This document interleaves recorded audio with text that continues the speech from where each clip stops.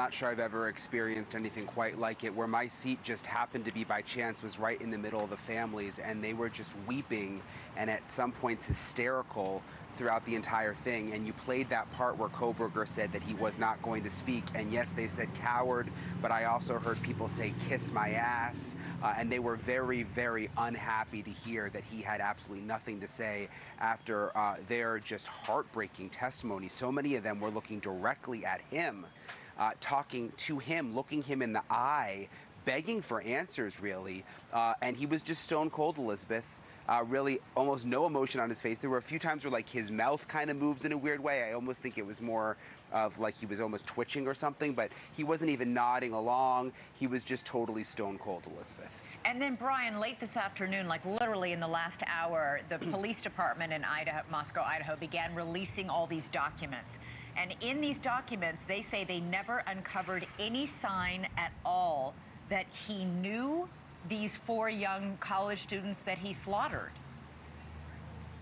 Yeah, that was the most shocking thing. I guess we were hoping for some kind of smoking gun or more information, and we actually had a chance to interview the police chief too, and they said they do not know who the target was necessarily in the house. They still don't know why he went to that house. They still don't know where the knife is. They don't know where his clothes are from that day.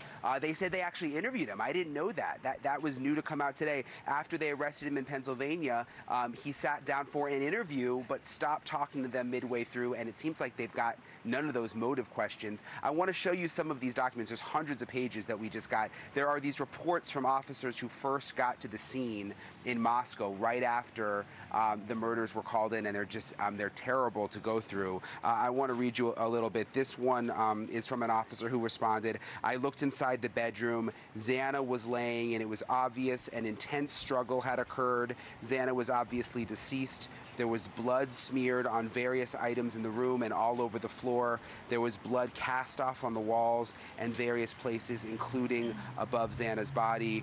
And then they go on to say Kaylee and Madison were covered by a pink blanket, which was covered in blood. There was a large pool of blood near Kaylee's midsection. Madison appeared to be laying up against Kaylee.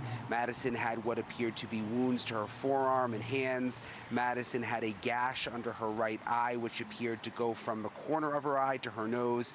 Kaylee was unrecognizable as her facial structure was extremely damaged. It's terrible, and you think about these families now learning these details. Kaylee Goncalves' sister, Olivia, an incredibly strong woman, she spoke today. She spoke directly to Bryan Kohberger. Listen to a little bit of this. I won't stand here and give you what you want. I won't offer you tears. I won't offer you trembling. Disappointments like you thrive on pain, on fear, and on the illusion of power. And I won't feed your beast. Instead, I will call you what you are. Sociopath, psychopath, murderer. You want the truth? Here's the one you'll hate the most. If you hadn't attacked them in their sleep, in the middle of the night, like a pedophile, Kaylee would have kicked your ass. And you can see in that video, Elizabeth, you can see Kohberger just sitting there, and their eyes were locked. I mean, imagine what that moment was like. They were looking at each other in the eyes, and he was emotionless, yet she had so much emotion. Her family, of course, wasn't happy about this plea deal at all. They wanted the death penalty. They wanted the prosecutor to go all the way. The prosecutor addressed that at the press conference after. I want you to listen to a little bit of that. We respect the families. We realize that we had tough decisions to make, and we made them, but we did not make them in a vacuum.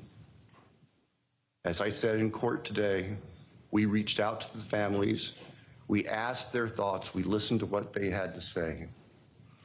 We accept and recognize that not everybody agrees with the decision we made, but this isn't a popularity contest. And I was sitting behind the Goncalves family when Bill Thompson would speak in court. You could kind of see them shake their heads. They're still not happy with the plea deal. Some of the other families, though, who weren't happy initially, like Madison Mogen's family, they've sort of come around to it. They feel like, you know, the trial would have been difficult.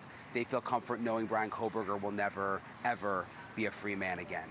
Thank you for watching. Subscribe below and download our NewsNation app right now on your phone, and you will get fact-based, unbiased news for all Americans.